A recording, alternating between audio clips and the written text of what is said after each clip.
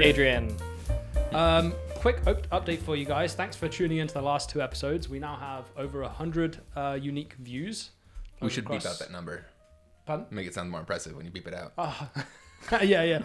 we have 100 views over the past 2 episodes, and we only really started promoting this thing a couple of days ago. So yeah, really cool. Thanks for listening, and we're going to keep going. Yeah, I have no idea why you are, but DM me the reasons why you might be listening to this. Yes, and also tell us what you think about our intro music, because I personally am not a fan of it. It's not long enough. Jacob wants what we all agree on. Longer music. And I would like different music. I would like something that is bespoke. We're currently using royalty-free music, and I would like to change that. And we need some royalties. But all good podcasts have like killer intros, and I would like to have a killer intro for our podcast too.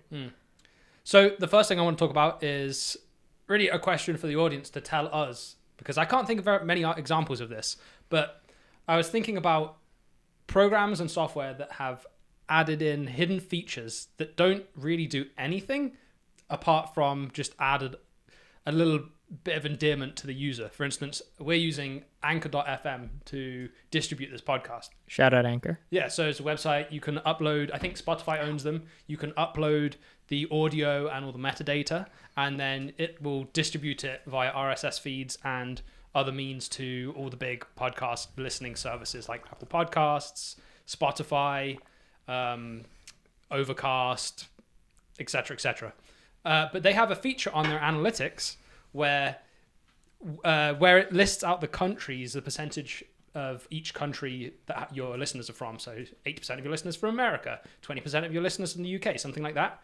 If you click the name of that that little analytics section, it takes you back and shows you a list of all the planets with 100% of your listens being from Earth. Well, so only far, if they for are. Us, yeah. Yeah, so far. For us, so far, far. yeah. Maybe other people can let us know if they have podcasts and that someone's listening in from Pluto. This is the Chicken Coop, SpaceX's official podcast of the Mars mission. But no, I mean, if anyone knows of that kind of feature in anything else, comment or let us know, because I think it's really important. So it doesn't add anything of substance to the user experience other than it's slightly endearing. Same with the only other example I can think of is Tesla being able to set your car horn to farts or whatever sound you want. Mariachi music too. Yeah, I mean, it doesn't really Clown noises. add functionality. It's endearing and it makes me like the thing more, even though it isn't really giving me anything else out of it. I honestly can't think of any. I mean, you're talking about Easter eggs in like apps themselves. See, but I think it's similar to adding any gamification, though. It's making someone enjoy what they're doing. It's like adding haptic feedback to a certain degree. Yeah, but there's a difference between like gamification to like program a user to using certain functionality, to gamification. When you add haptic feedback, you're giving actual messages to the user on what they're doing. It's kind of instructional. It is actual feedback. Telling somebody that all of their listeners are on Earth conveys zero information to me. I don't get anything out of it except for like, oh, that's kind of cute. It's a little joke and it makes me like the software and want me to use the software even more, even though it really hasn't added any more use to the software. It hasn't increased its usefulness. It's just increase my enjoyment of a feature that I'm never going to click on again. Just I know that it's there. But yeah, I can't think of anything else that's done that. And if you guys know of anything else, please comment, let us know, because I'd be really intrigued to see what else is out there. Well, on the other hand, you have like kind of flash features. So right now, Spotify, if you like a song or an album or something, it'll flash rainbow colors on the heart. Really? I know that they added seconds. that animation a little while ago. They changed it again. Yeah. So they added the pop animation, right? But now it flashes, it pops and then flashes a couple, or rotates through a couple different colors. And then settles on that green color that they have. The only problem is they added that, removed all functionality for my car. So now when I plug my phone into my car, it no longer gives like the Spotify option. It has to go through the phone's native player. Oh, yeah, which is super annoying. So Spotify, if you could change that back, thank you. On iMessage, if you say like congratulations or happy birthday, balloons or confetti will pop up on the screen. Really? Yeah. That's cool. We have an Android user on the pod yeah. right over here. Yep. Eid Mubarak Master race. for Eid. They do that as well? Yeah, it had a shooting star. You said that. And then same with Twitter, they have some sponsored posts where when you click the heart, they'll do custom animations. So during like the Apple Developer Conference, if you click the heart, it would do on like any tweet that had to do with that hashtag, there would be a special animation for that. Really? I mean, we talked about adding a feature into Butler like this a long time ago. Do you remember we were saying if a new World War II movie comes out or something and you go on the details page to see, let's see Dunkirk comes out, you go on the details page to see that and you have like some animation that goes across the top of the screen that doesn't add anything in, but maybe it's an animation of some aircraft, or maybe it's a movie about moonfall. You click on it and the moon shoots across just real quick. Category animation. I mean, Yeah. actually, here's one thing. Spotify, if you go on their desktop client and you load up any track from Star Wars, one of like John Williams soundtracks, it turns the progress bar into a lightsaber. Yes, I forgot about that. Nice. Yeah. And I mean, for us, we could do that with the media type bar. Yeah, Because they're already multicolored. Yeah. That's actually Podcasts turn into Mace Windu. It's actually a very good idea. That's not particularly difficult to add in Yeah, either. it's literally just a tiny Low-hanging hill. fruit. Let's And do that it. can The be only- like sponsored ads. I mean, like a new movie if comes we out. want to be really cool about it, any Star Wars one has a different hilt corresponding to the media type color. So What's a hilt? the hilt is the handle of the lightsaber. So, for instance, video games are green, and you would have Qui-Gon Jinn's hilt, and blue would be Anakin/Luke/Rey's lightsaber. Red would be Vader. Movies, yeah. Red would be Vader. Yellow would be this Jedi Sentinel hilt, and then Which is books. yellow. Music. Sorry. Yeah, and then orange. There are orange lightsabers. I actually don't know any canon characters who use orange, but That's not good enough. We could figure that out. Next podcast, we want you to be. Yeah, no, I'll figure out orange by next podcast. Are you saying you didn't prepare for this? I'm sorry. I don't know orange lightsabers. All right, easy one. Softball, purple. Purple, Mace Windu, dude. There we go. No, Samuel L. Jackson. Okay, he's the same person in there as he is in this universe. Right? You know his lightsaber is engraved BMF, bad motherfucker. Is it really? Yeah.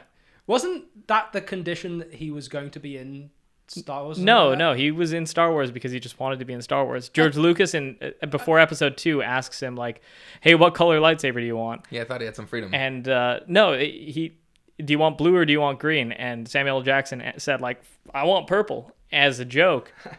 And then he rolls into the movie like 8 months later when it comes out, and it turns out they gave him a purple lightsaber. Because he wouldn't know. He didn't know yet.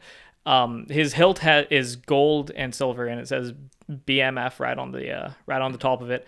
And then on top of that, they invented like a whole different, I forget what the title is, but like there's a canon like fighting style that is unique to Mace Windu and people who use purple lightsabers. Yeah, which is basically you're really mad and you're a bad motherfucker. Yeah, I like that. So we were trying to figure out something to do with this backdrop. For all of our audio listeners. Yeah, for all of our audio listeners that you'll see in the thumbnail. You want to write down Star Wars Episode 2? Not yet. We've got a big empty wall behind us, and we're trying to figure out something that makes it less of a big empty white wall. So we decided that every piece of media that we talk about on the podcast, we're going to write it on the wall. So that's what these screws are if you can't read them. Yeah, so that's a feature that is like kind of fun.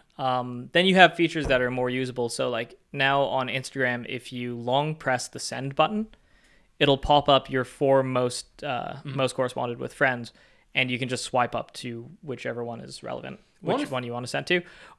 Yeah. One feature that long pressing is really interesting. I don't think people are really utilizing long pressing a lot. So some apps, but not all, have a thing where on the app icon itself, you can long press the app icon before going into the app, and that will give you options on where to go in the app or what to do in the app. So maybe it's a messenger thing, you long press it, and maybe it pops up your top 3 contacts. So then you can click that rather than opening the app and then scrolling down to find them and clicking them, you know? Apple had that natively, and then they removed it with the iPhone 12, I think. You're talking about the pressure thing? Yeah.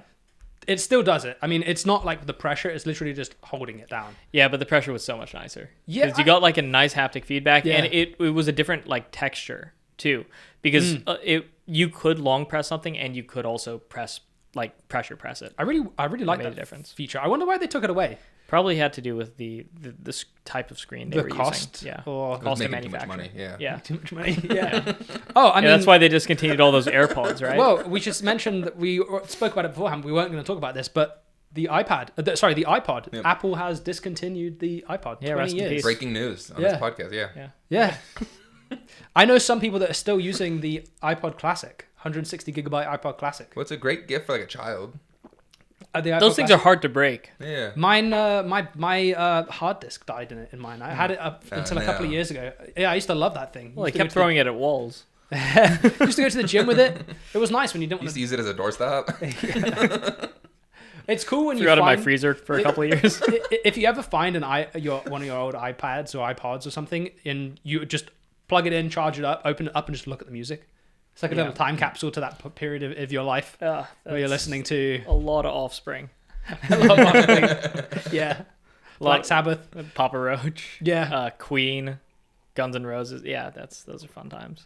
Guns N' Roses specifically reminds me of playing World of Warcraft in a very specific area right after my exams finished when I finished high school. See, I was completely different. I was thinking about listening to like Hoodie Allen in high school and middle school. Oh my god! And how he just came out with like new music recently. Did he? On Friday, yeah. Who's released on Friday, yeah. I haven't heard Someone you would never listen to. Yeah, Really? Like the exact opposite of what you were talking about okay. with Metallica and World of Warcraft. I haven't even remembered Hoodie Allen until now. Literally, this is the first time I've thought about him in over 10 years. Is it somehow related to Woody Allen, or is that just... You don't say his No, name in no, my house. Nope.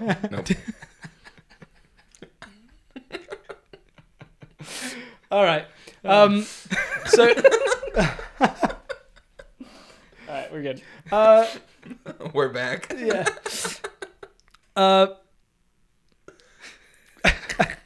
No, so Yeah, nostalgia is fun though.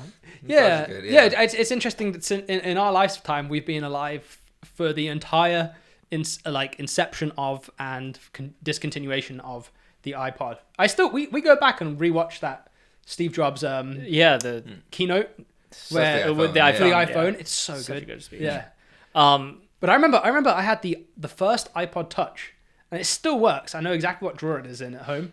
And I remember jailbreaking it when I was like 14 and just bootloading it with all the like extra like different launchers, and you could change the look of it. So much fun. it was it was great technology. Yeah. It was awesome. I miss those things a lot. And also the games that they used to have on, like when the iPod Touch came out. What was Field Runners? Do you remember Field Runners? there were so many of those. It was like the flagship game though. It was a tower defense game with these kind of like Lemmings. They'd run around. Oh, no recollection. really cool. But I mean, so we've gone now from having like purpose-built technologies like pocket cameras, Palm Pilots, Walkmans, pagers, Telephones. iPods, telephones, Zunes.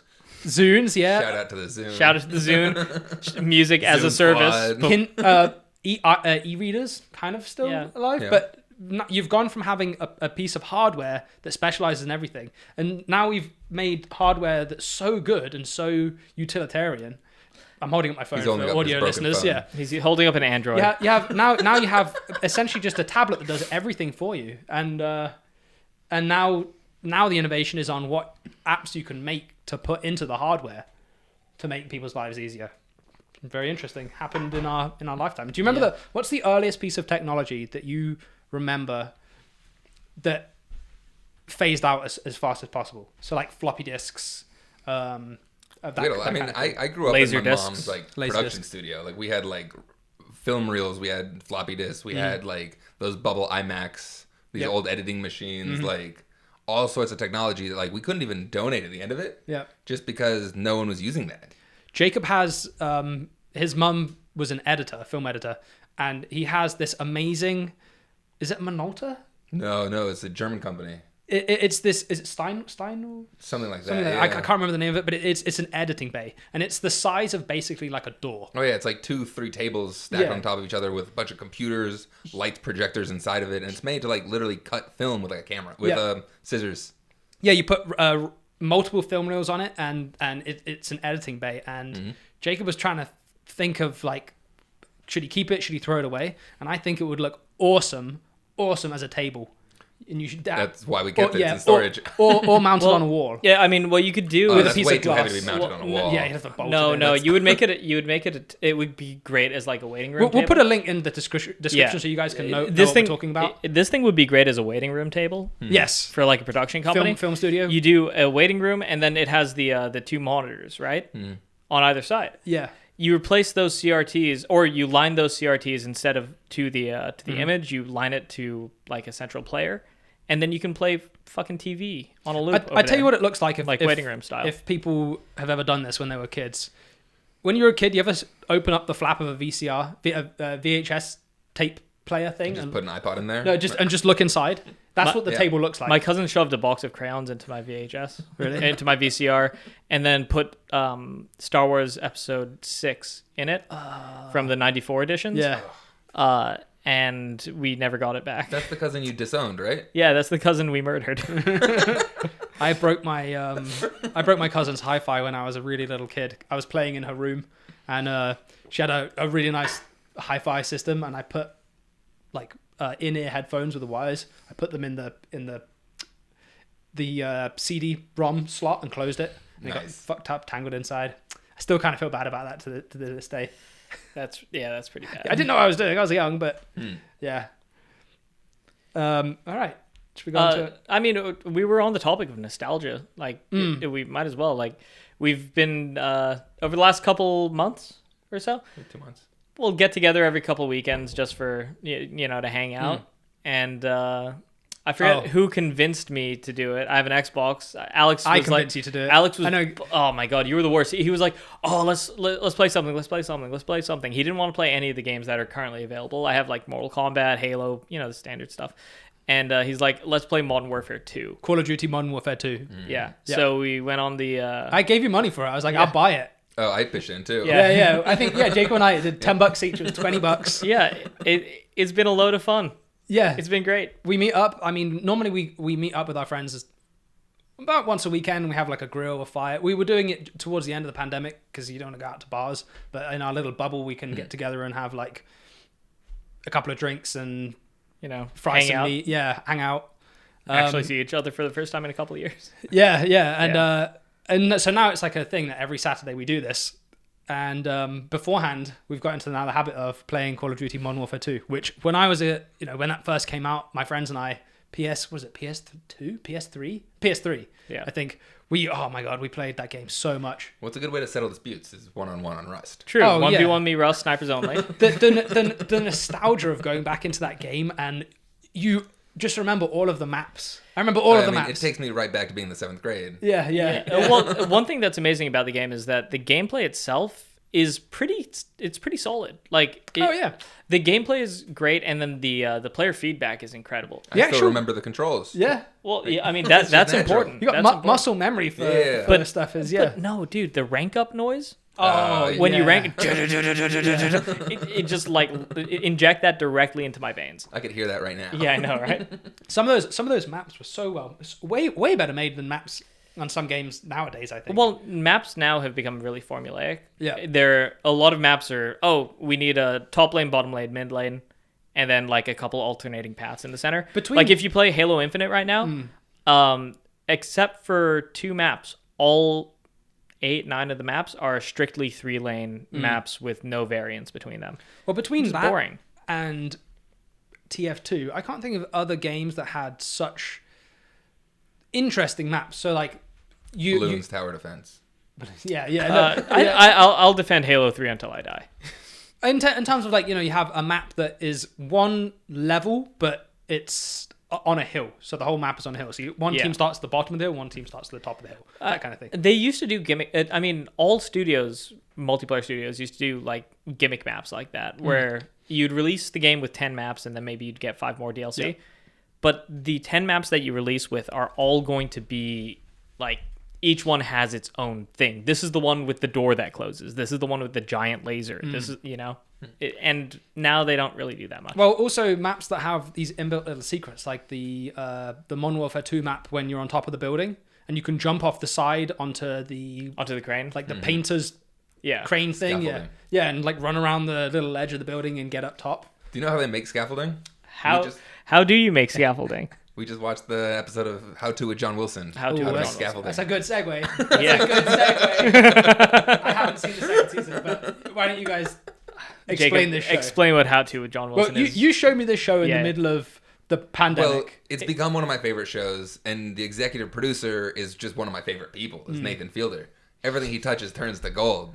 He's one of the smartest people of our generation. It's inspiring. Okay, go on. And he found this independent producer, director, this filmmaker. I mean, Adrian was talking about him as like an investigative journalist, which is like a completely different lens, pun intended, but that works. That like really is like what he does. He walks around the city of New York, and he introduces new topics. He talks about his life. He talks about how he just is navigating everything. Well, so the premise of the show is each episode, John Wilson teaches you how to do something. Have we said what it's called yet? It's called How To with John Wilson. It's On literally- HBO Max. On Yes. HBO Max. You need to watch it. Absolutely watch it. If there's Hilarious. anything we've recommended so far that you need to watch, it's this. No, it's not. It's Moonfall. You should watch Moonfall. It is. We're not linking it again. It's How To with John Wilson is. It's absolutely transgressive media. It is such a. It's essentially. It's so he goes. So each episode is a different thing. So like how to put up scaffolding, how to improve your memory, how to make risotto, which is one of the best episodes of television that came out in the last 5 years. It's a journey as well. I mean, Yeah. what it really is. Well, he gets so sidetracked the whole time. It's a 20-minute episode. It's like a meditation. Yeah, it's like a 20-minute episode. And what it really is, it's like a small YouTube channel that's been given a budget. Yeah. And because they have a budget, they can just whatever the hell they want and not have to worry about trying to get views. It's as if the guy from All Gas No Brakes didn't get screwed over. Yeah. Yeah. He actually has like creative freedom. Yeah. And so the episode like how to make scaffolding, it's like he actually goes through like people that work in that industry, people that put it up. He does interviews. He goes to conferences. And he just puts himself in like these amazing situations. Yeah, and the funniest thing is like how to put up scaffolding. It's not about scaffolding. It's about scaffolding. He tells you what it is and how to put it You up. don't leave a scaffolding expert. But you leave an expert in yourself. You learn a little bit about scaffolding. You learn a little bit about yourself. It's just the friends we made along the way. How to make small talk, fantastic. That's the premiere episode. That's what inspired us to make this podcast. Yeah, no, seriously. I didn't talk before then. It is a fantastic show. I highly recommend it. And I mean, do we want to get into spoiler territory? Yeah, a little bit. I mean, we could at least talk about season 2, episode 3. No, I haven't seen I was any gonna get season it. I was two. gonna get into the how to make risotto. Yeah, I'd say Yeah. Because that's something that's important That to blew me. my mind. Yeah. That literally had me like So shocked. Jacob recommended me this show in like mid 2020. Mid-COVID. It was like maybe July, August, and it was on episode 3 and it was coming out weekly. And I watched the first episode and I was hooked just because the narrative style is amazing. The shots that are chosen are hilarious. Like he is an artist, but we're watching it week by week, and every time a new episode comes out, I'll call Jacob and say like, "Oh, dude, this is sick." We weren't seeing each other in person because it was COVID, and the last episode was produced at the very start of COVID In New York City. and it starts with how to make risotto, and then by the end of the 20 minutes, it's like, oh, we're in this pandemic now. And it's such a weird, like, beautiful, odd segue that watching it during the pandemic was completely mind-blowing. Is that the one? That's the episode where his downstairs neighbor / landlord Yeah. is worried about him and Makes Makes him food, Yeah. and it's such a sweet episode. Yeah. It's really interesting. Yeah, I mean that you could enter that into a short film contest. Yeah, and really. He should be winning awards. Yeah. I mean, the only two things that came out of the pandemic that really hit that note for me of like pandemic specific media is I would say How To with John Wilson, the entire season, and then also Bo Burnham is Inside. This is a great segue. Yeah, which media, was fantastic. Pandemic specific media is interesting. Yeah, Bo Burnham's Inside was just So well done. beautiful, and I think it Masterpiece. resonated with a lot of how people were feeling, and also being able to produce that on your own Yeah. is, I mean, just to have the creative juice to. It's like the vision, the capability. It took us 40 minutes to set up the lights, and one of them's in the shot. Yeah. I mean, if you haven't seen Inside, watch it, because first of all, the music's amazing. The story of what it's about is really, really good. And the way he's shooting the whole thing in one room, but it's different locations. The way he's using lights, the way he's moving the lights, and he's doing everything live as well. It feels a bit like watching a live show. And then he has that beautiful little section in the middle of it where it cuts to him playing the guitar. Yeah. And I would watch it again, but I probably shouldn't for my mental health. Yeah. Well, that was one of the things. Like, my girlfriend really, really loved it. And then when COVID lifted, they were doing theatrical releases of it. And she's like, hey, do you want to go with me to see Bo Burnham's Inside in theaters? Like, it's going to be amazing. I'm like, I do not want to be in the same room with a human being while I watch that. That is way too intimate, way too personal. There's nothing in there that I need to see other people for. Because it feels like you're sitting in a bedroom with this really sad person. And then he's allowing you to be sad in that environment. Fully transports you there. Like, it feels safe and intimate and great, and he's the only person that talks about the internet in a way that really resonates with me. Do you have other pandemic media well that you're thinking about? Can't think about any. Well, I think that I'm from a filmmaking background, and it's so clear to me movies that were made during the pandemic, especially early. They got no extras. Well, yeah, especially early pandemic, because you can see these scripts that used to be different, and you can tell that they've been sort of butchered and changed and morphed to have like one actor in one location, or three actors in one location, or they're always one actor in one big empty room. Dune wasn't shot during the pandemic, though. Throwing some shade at Dune. Yeah. No. Shout out Denny. Great airplane movie. On your fucking phone. Get real. No one's going to understand that. I don't get it. One person will understand that. Please DM me. Well, I think there is...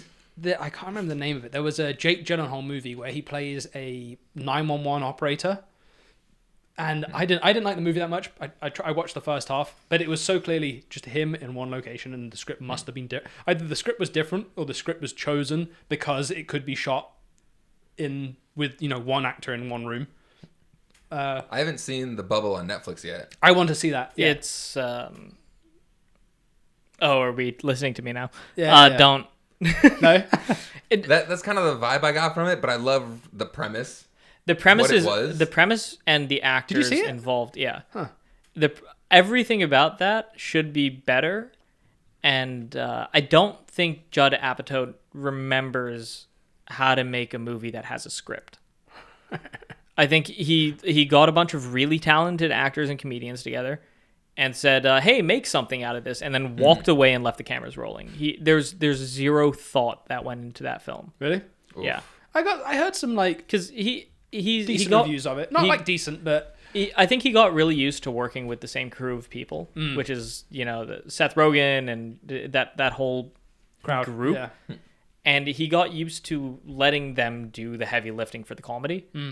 So he stopped writing scenarios and started writing like premises and just letting people take it. And he doesn't have his usual cast in The Bubble. I mean, David Duchovny's in it, right? Like I haven't seen it. I don't know. I love David Duchovny. He's a great actor. I just heard the premise, and the premise sounds fun. Like, not an actor that I would like shoulder my entire movie's writing on.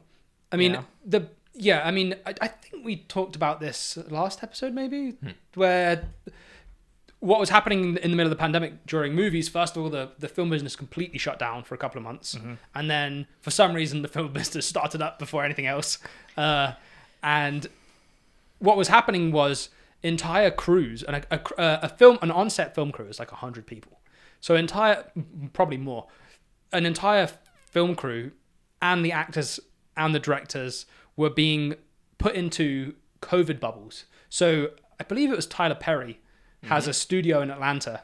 But it's more than just a studio, though. It's a acres facility. and acres of yeah, land. yeah. Yeah. I think it's an old military base that he bought and converted. So what they started doing was they take an entire crew, 100, 200 people, and they'd quarantine for 14 days on their own each. And then once they, quarantined and didn't have COVID, then the film crew would be in a bubble with each other and not see anyone else for 3 months, 4 months, 6 months, however long it takes to shoot a TV show or a movie.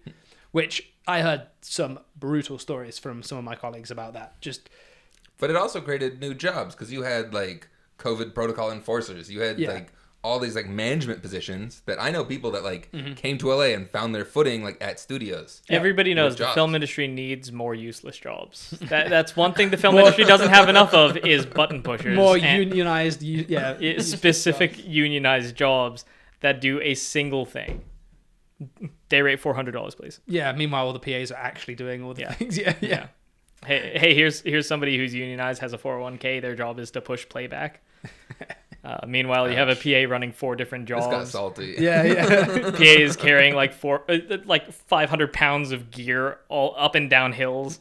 Yeah, that gets paid $12. Yep. You need some water.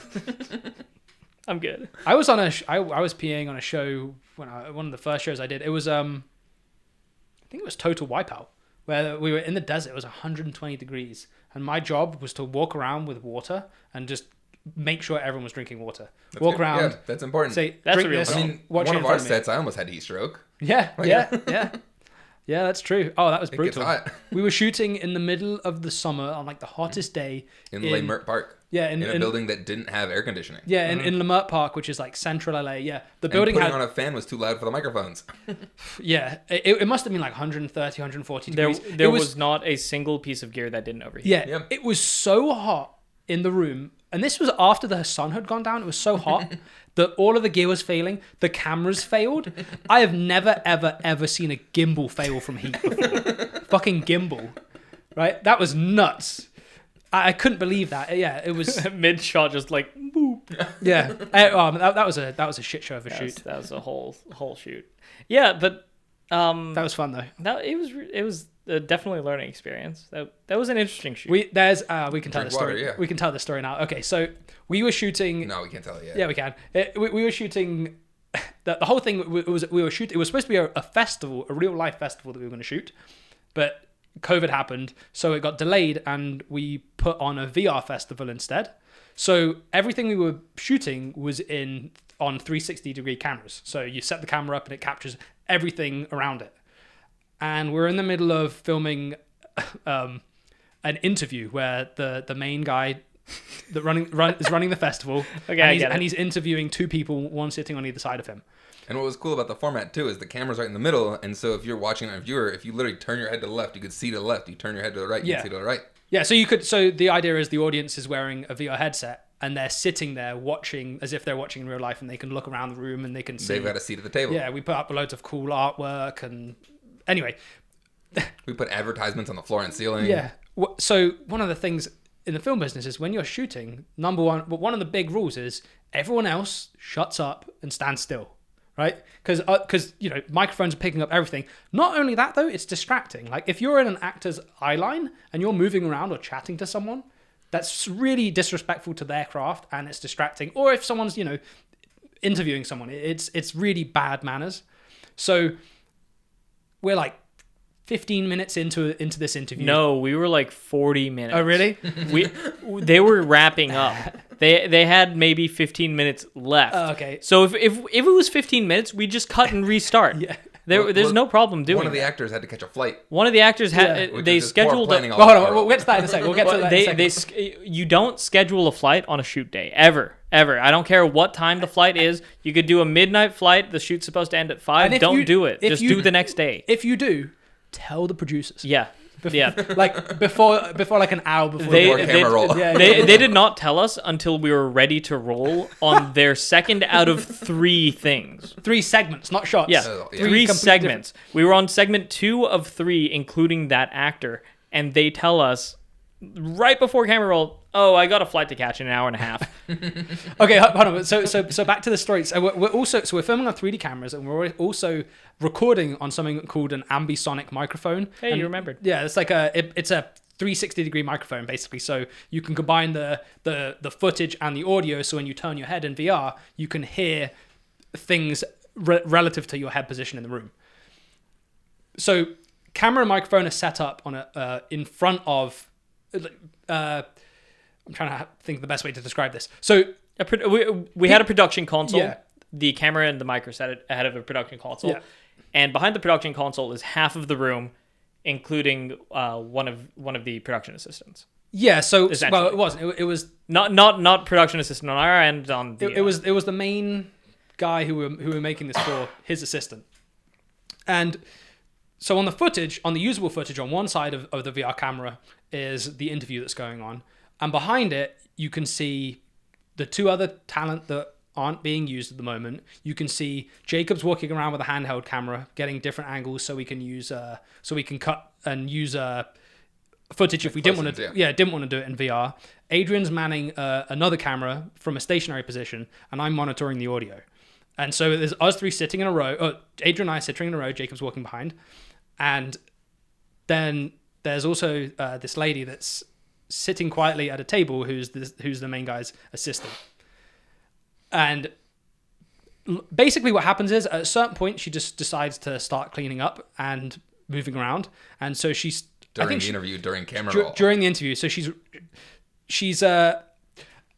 essentially what happens is she starts rustling a plastic bag and then decides to get up, scraping a chair around, walk across, and then she just drops this plastic bag full of food on the ground behind us, and it's full of like meat juice.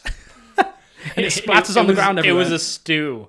Yeah. It was a takeaway. Leftover stew that wasn't finished. Yeah. It was a takeaway stew that wasn't finished. And she walks up, and I'm monitoring audio, and I get a tap on the shoulder like from you, and Alex looks at me and says like, "Dude, can you hear that?" And I'm like, "Bye, what's up?"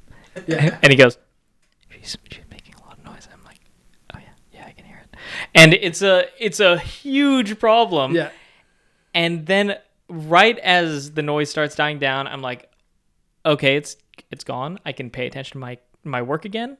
Okay, all the things are level. I'm gonna turn back up the gain so we can start hearing a little bit more. Yep. And then the second it gets to a comfortable point, Splat. just a huge splat on the ground. That we should. I wonder whether we can release that footage. We can't. We should not. Of just us, or at least you and I reacting to it, because the footage of Adrian and I is hilarious because we're deep in concentration, and then all of a sudden you see me start to like touch my headphone and lift the left side of my headphone off and put it back on again, because I'm trying to figure out like, what is that weird noise that I can hear some weird noise that shouldn't be there, and I'm lifting my headphone off going, is that the equipment or is that something else? And I do that a couple of times, and then I kind of like start looking around the room, and I see this lady starting to rustle around, and I think I try and get her attention, and she's not paying any attention to anything around. So I'm waving at her, and then I tap you on the shoulder, I think. Yeah, that was a really fun shot. And then I see her stand up and start walking with this thing, and I'm motioning to her like, stop talking, stop walking, and then she just drops that bag, and it goes all over the floor. Yeah, Jacob almost died. I drank water and I sat down eventually. He almost passed out. Anyway, that was good. That was probably a bit of a boring segue, but It's fun for us. That's what matters. Had to be there. It's a story that we haven't got to share with anyone yet. That was fun. Okay. All What right. we got? Well, so Jacob has a very important announcement about the 3 cartoon avatars. Would you like Great to? segue. Yeah. Oh, they did a coup, Game of Thrones style. Yeah. Oh, yeah, they killed Nikita? Well, we don't know. I don't know where Nikita Beer is. I don't know where Zach Kukoff is. It's only Logan Bartlett left. Wow. And now he's doing interviews. He did one with Packy McCormick, who ran the Constitution DAO, and then someone else. So did they split? Don't really know. Wasn't really announced. They said that they were going to like explore new formats in previous episodes. I didn't realize that meant that like the hosts weren't going to be there anymore. Because I first listened to that podcast because it's like 3 people I really admired, great in business, and then they had this like personal relationship with each other. Yeah. It's like they're talking about stories that like, I don't know, they were in Atlantic City 10 years ago or whatever. It's what makes the All In podcast good as well. It's like 3 or 4, couple of friends, and you get to they all have differing opinions on things. You get to hear them all pitch in on something. Yeah, it's like they're all in like similar, the same industry, but different jobs. And they're also, them being friends means that they can have like good discussions about things without getting angry or, you know. But so, yeah, and they changed the name it's to... no longer 3 cartoon avatars, and now it's just cartoon avatars. Wait till they change it to Cartoon Avatar. Oh, real quick, because I want to open this because I'm thirsty, but I'll just say, Adrian and I were talking about fizzy water the other day. Yeah. And who are you plugging now? I'm not plugging it, but we were talking about fizzy water and how we don't really like sweet things. We like dry flavored things. And Adrian bought me this bubbly water called Dry Botanical Bubbly. I haven't tried it yet. You just but plugged it. it's an unsweetened. It's like a specifically It's dry slightly sweetened. soda. Yeah, it's like I'm gonna try it's got sugar.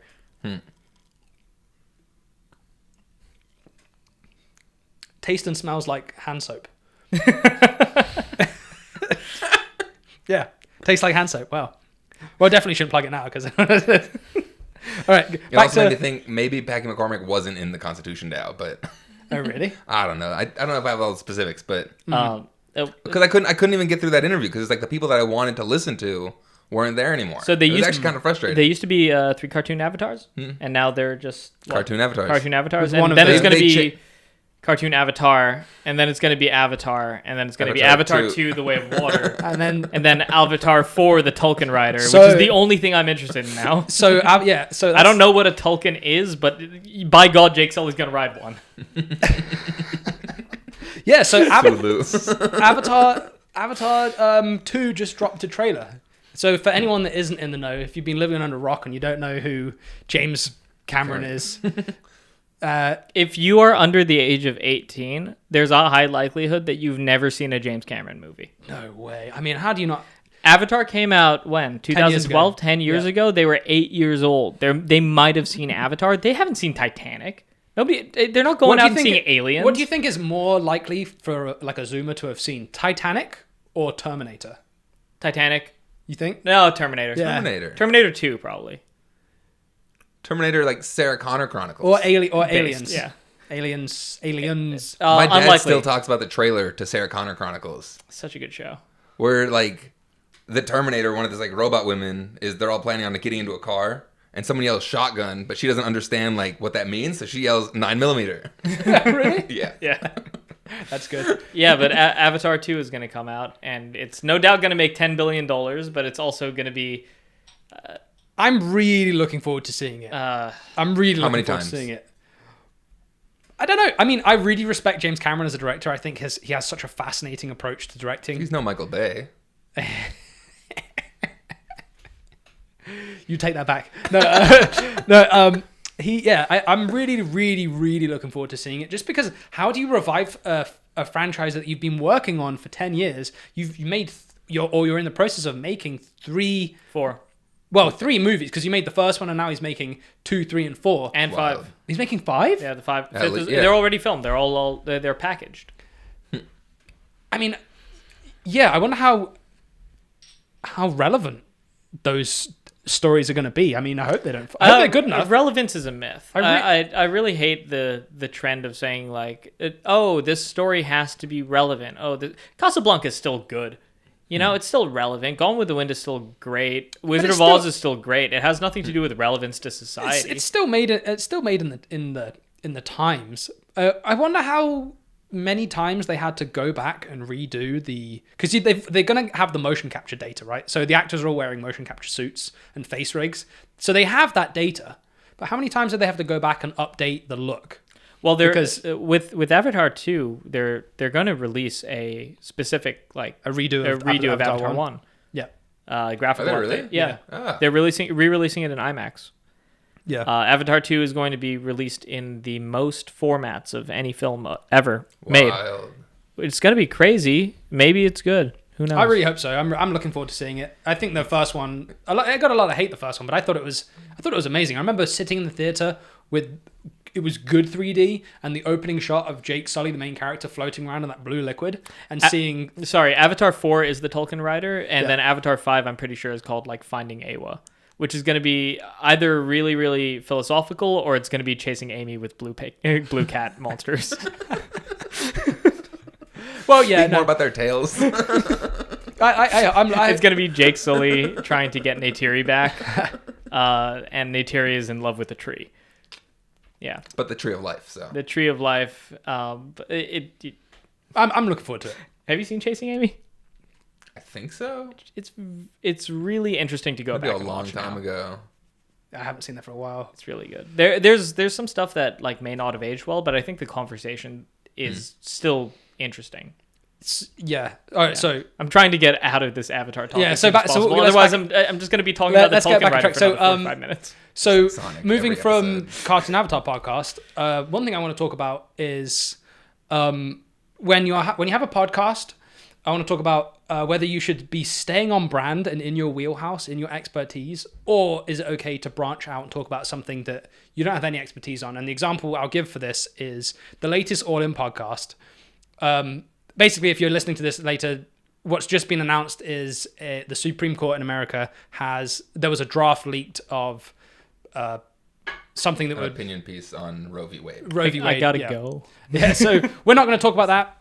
I Not think our space. yeah, other people have covered this subject way better than ours. I have a degree in film. Yeah, but what we want to talk about is Their poor audio quality on the episode. well, Well, actually, that's something I want to talk about now. The audio quality on this one might be dog shit. Right. Because I've noticed we're all like swiveling our heads around. I've been trying to monitor as well as I can, but also I feel like we're actually monitoring audio levels here. I was listening to Shane Gillis's podcast, and oh my god, it sounds like people sitting on opposite ends of a large room yelling at each other with a single like dime store microphone in the center. It's it's really bad. yeah, but no, but so I want to get back on this topic because I think it's interesting. So basically, what the All In podcast did this last episode was normally they're talking about what they're experts in. They're talking about markets. They're talking about startups. They're talking about venture capitalism. They're talking about interesting science that's relevant to founders and for the free market, etc., etc. In this specific episode, and I believe they've done one or two of these in the past as well, the whole episode was on the Roe v. Wade in the Supreme Court, and they had two guests on who are two experts on the Supreme Court. I think they're both some kind of lawyer or judge thing. I don't remember the specific credentials, but the whole episode was basically on the Supreme Court and them asking questions about this. It was like an hour and a half long episode on this.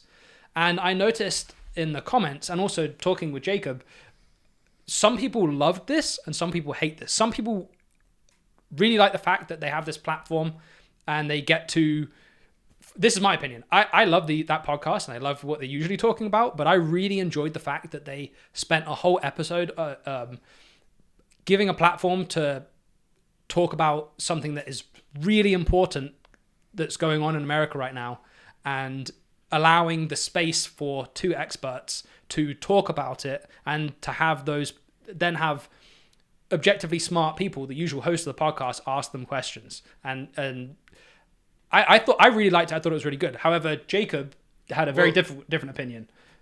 When I want to learn about subjects like this, I would go to those experts directly, or I would go to podcasts kind of subject about this. When I've kept up with the All In podcast, it wasn't with these subjects in mind. I'm trying to learn something about this industry. I'm trying to learn something about these people, and they have like this really interesting relationship between each other, and that didn't come out in this episode. And so what I wanted this week wasn't what I got. So, and I think that their platform has gotten so big that it's great that they're using that for good, and they should be doing that. But it's bigger than me, which got me frustrated. So I know another one of our friends commented on that podcast episode. This is like showing up at Home Depot and getting a steak dinner. Like, yeah.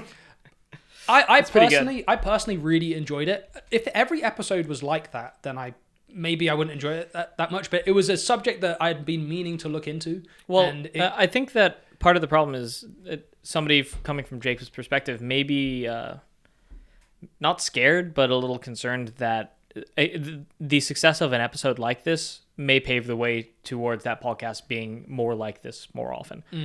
I get the... And I think that the reason that these episodes might be successful, right?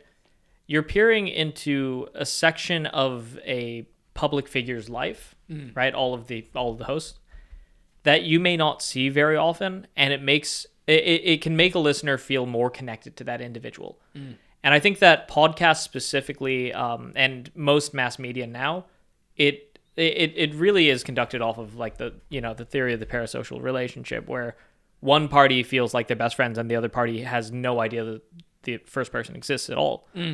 I think that having four very public, very grand figures talking about politics and talking about stuff that's close, near and dear to them.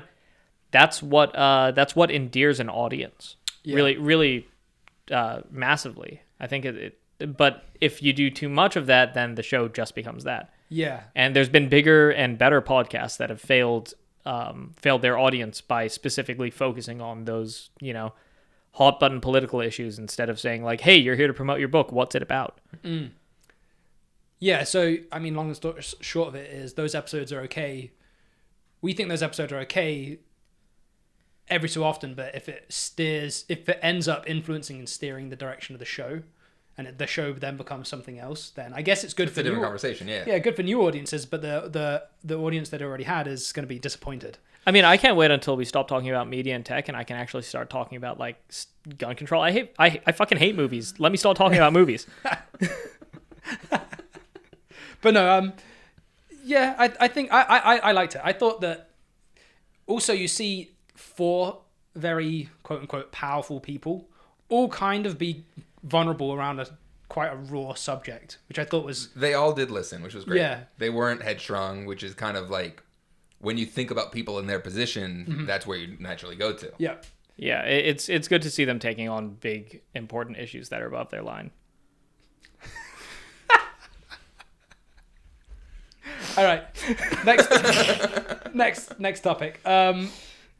So you already kind of mentioned the poor audio quality in that podcast. There's a lot of big... I'm not saying we have stellar audio quality. I think today's episode is going to be dog shit, and we have to talk about that later. We need to get that. It's not just about headphones. It's about these are directional mics, and you need to speak into them directionally. So, like, instead of leaning away like this, you have to, like, lean your body away and still focus. You know what it's like? You have to pretend you're the gunner on the side of the inside the Millennium Falcon. Yeah. So if you're aiming at that, you got to be swiveling around like this.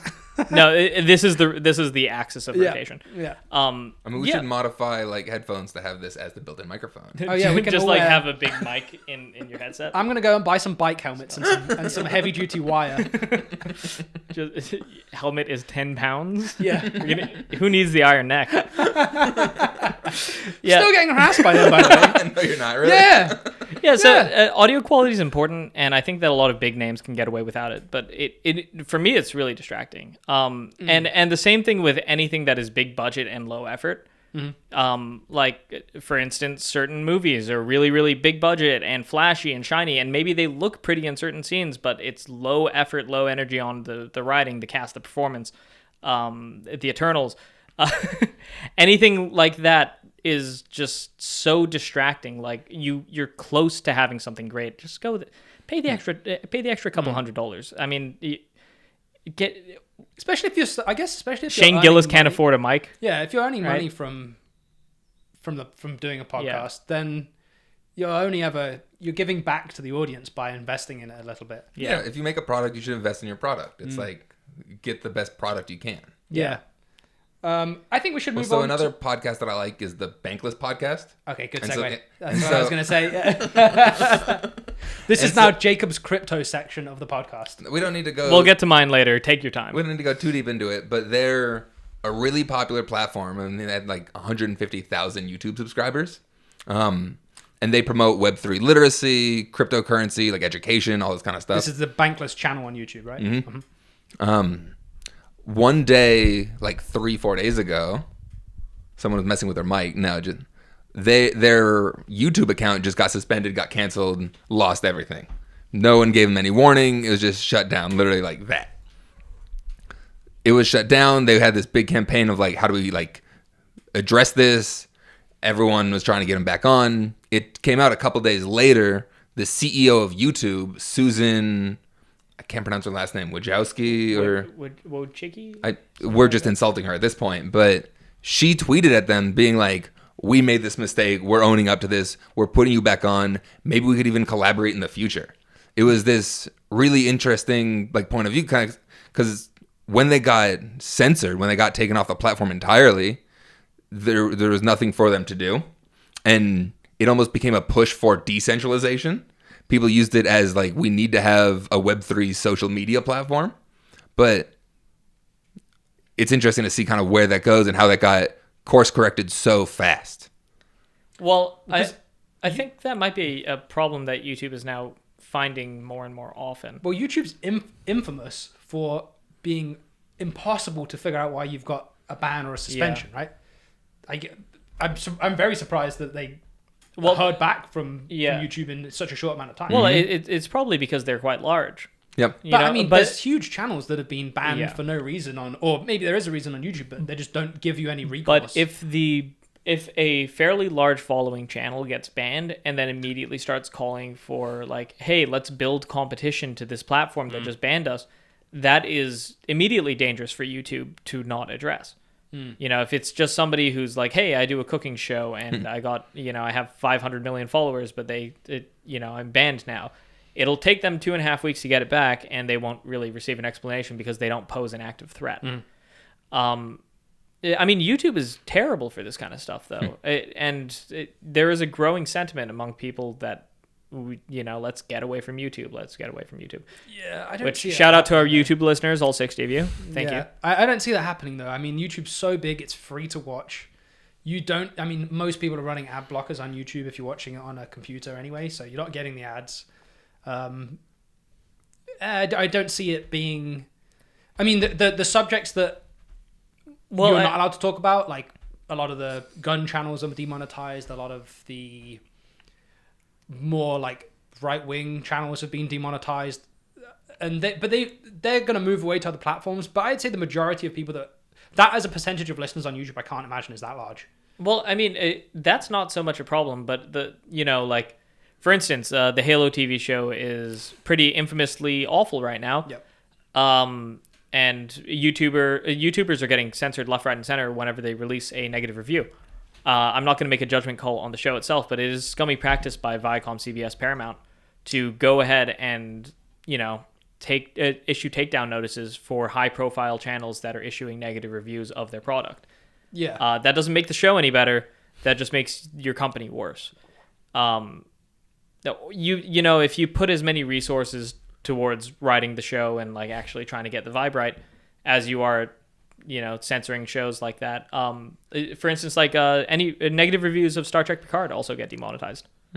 It's same company. Yeah. It's just a weird practice, and YouTube, it'll take 3-4 weeks for YouTube to reverse course on those things, even though this is standard practice now for that. Yeah. Yeah. Maybe longer. YouTube doesn't. I think the biggest problem is they don't enforce their terms of service evenly. Yeah. For instance, like during the whole coronavirus thing early on, when YouTube was trying to curb, it was admirable that they were trying to curb misinformation by just saying, nobody can say it. Yeah. And that's fine. Jimmy Kimmel was still saying it.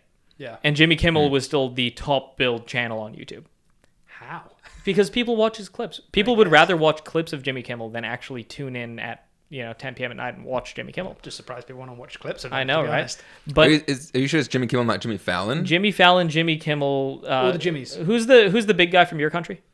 Jim Gaffigan. No, you're talking about Graham Norton. No, Graham Norton's awesome. No, the big guy, the one who dances James around Corden. the grove. Yeah, Jimmy Corden.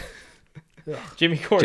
James Corden. Did he just quit, or he just got fired? Or No, left or something? he is resigning at the end of 23. I didn't know that. Which means he's going back to where he belongs with Piers Morgan in a deep, dingy hole somewhere. CNN Plus. He is not a nice human being. I've heard really. Yeah, I've heard bad stories. Every crew story about James Corden is negative. Oof. Yeah. Anyway. So YouTube, monitor your shit. Take us down if you want, but take down channels that are like us as well. It's really uncool that we want to thank YouTube for taking down our competition. We want to thank YouTube for our 60 listeners. Because we're not getting any more. You said you had like other Web3 news, right? I mean, there's a lot going on right now. Talk about it. There's Luna, which is a stable coin, an algorithmic stable coin, which just lost most of its value. That's the one you linked in Discord today, right? Yeah, that was Nova Luna or something like that. Terra Luna. A lot of people lost a lot of money. What happened there? I don't know exactly. Not the biggest expert on this, but they are no longer tracking. So a traditional stable coin has a 1-to-1 value, where any one coin issued has a corresponding dollar in a bank account. They've got a reserve bank account. And that's what actually keeps it stable. That's what caused the big lawsuits with Tether in New York. Right. Is because they didn't actually have these cash reserves to match the stable coin. Were they saying they did? Yeah. So that's why there were big lawsuits with Tether. What happened with Luna is different because it's a different coin altogether. It's not an altcoin. It's not like a blue chip or like Bitcoin or whatever. It's an algorithmic stable coin. And so one thing It balances itself. Kind of, yeah. It's like there's a governance token, which is different. There's the UST, which is originally pegged to the dollar. Yeah. Which a couple days ago announced that they're no longer pegged to the dollar. Hey. And a lot of people lost a lot of money because of this. I'm going to be reading about it like all this week, it seems like. Really? Yeah. Huh. Well, I mean, with maybe the next episode you can give us a better breakdown of it then. That's your task for the week. Yeah. Because I mean, right now, basing, I don't know, if you're gonna have something that's pegged to the dollar, it's gonna be really, really hard to control right now. The dollar is not doing too hot, and nobody's really doing too hot. So those coins kept stable by burning or reissuing supply, and that's done by human beings. So this was done by an algorithm, and this one done, yeah. But past couple of days though, they burned like over 1 billion tokens. Bloody hell! It was like their largest ever burn. Wow. Yeah. Speaking like just randomly, the pound is down to like 120. Ooh, is it really? Yeah, it was down to like 120 yesterday. Whoa. Wow. Yeah. To the dollar? 125 maybe. Yeah, to the dollar. Usually it stays like around 150. Yeah, I mean, I remember like 135 is maybe more. I mean, when I was younger, it was a lot more. It was like two is what I was thinking. Yeah, £1, and then 1.7, 1.5, something like that. Yeah. So just but a little tidbit that I is thought the dollar low or high now? The dollar's not low, but we do have an incredibly high rate of inflation. Yeah. The inflation's going to kind of keep the value of the dollar a little bit stable, but it's not really too hot to trot. Yeah. Not a good time. So why was the reason why Luna dropped? I can't tell you the exact why, but it's not good. It's their governance token was trading at like $120 recently, a couple months ago, then $80, and now $4, now $1. So where does that money go? People have invested that money. It's not disappearing. It's going to some... Well, so that's money lost, essentially. That's liquidity that was taken out of the market. It's a lot of these coins, when they are like have such a high value, it's that there's pools of liquidity. You can essentially get money out whenever you need to. Yeah. And if the liquidity pool isn't big enough, then if there's no money there, then you can't get money. Yeah. Yeah. If there's no buyers, you can't sell anything. But so basically, you just bag hold. There's just a ton of bag holders now. Yeah. Because nobody wants to buy it, so the value tanks. It also came out that the founder, Do Kwon, started another stablecoin a year ago, 2 years ago, and that totally failed too. Oh. But he started that one under a pseudonym. So that's one of the dangers of cryptocurrency, is that a lot of these projects are started by anonymous founders, and he was just able to leave that and start something else. Damn. And then this is something else that is not doing great. So did it? I know you might not know the answer, but did it tank because it, as a product, is not good, or? I don't think the product necessarily PR. changed. PR around it, which couldn't tell you. All right, Well, there's your task for the next week. I want to hear back on it. Yeah, I'm interested in that. Yes. I'm gonna forget it. So we'll remind you. Yeah. So the next thing. Well, that's been Jacob's Crypto Corner. Jacob's Crypto Corner. We should have that come up from the top. Yeah. Jacob's Crypto Corner. So another thing I'm looking forward to is NFT NYC. I'm probably gonna go because I've got a friend's wedding in upstate New York the day after, the last day of the conference, and the DAO I'm a part of, the Wizards DAO, is organizing events and organizing shout out my homie Gandalf. So what's your opinion of the? So all I've been reading about recently about when it comes to NFTs is how the NFT market is starting to stagnate big time. So, I mean, the what's interesting about the market too is that any one collection is, you could have everyone in the world hate on this collection, but if there's 10,000 buyers, that collection's sold out.